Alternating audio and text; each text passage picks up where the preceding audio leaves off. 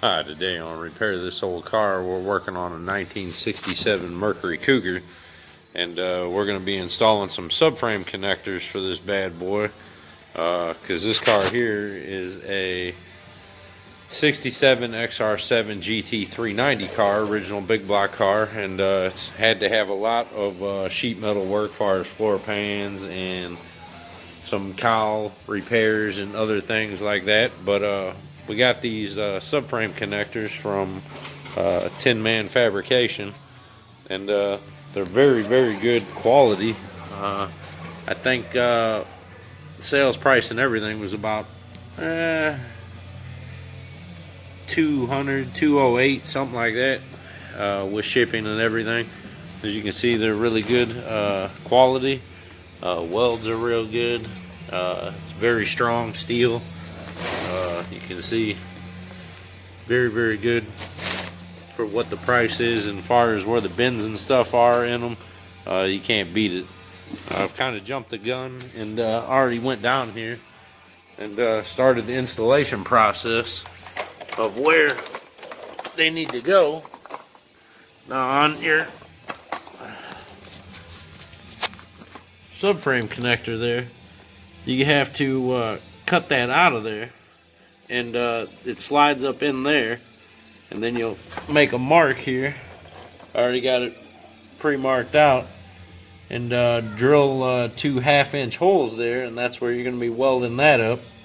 And then in the back here, we're going to be cleaning this up and then welding that to the subframe back here.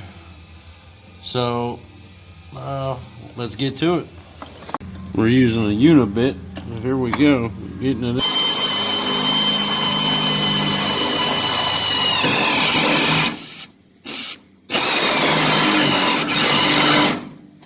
Make sure we're not going all the way through to the other side there.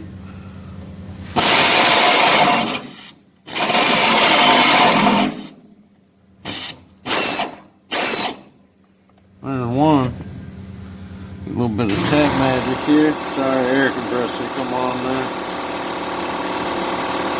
If you ever build a shop, put your air compressor in its own building. Not so loud. And I'm also holding the camera while I'm doing this, so.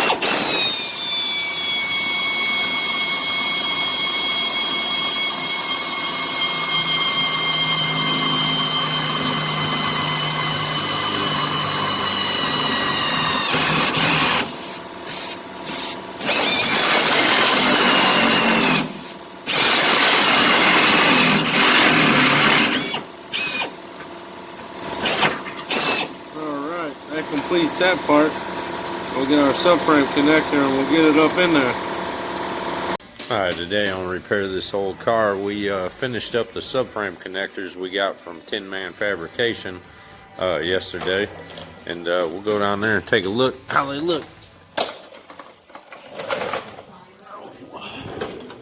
As you can see, we got them welded in there.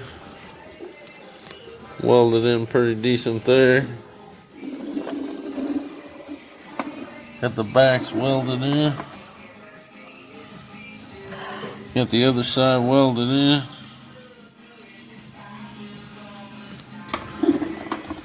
And they look pretty good while they're up there.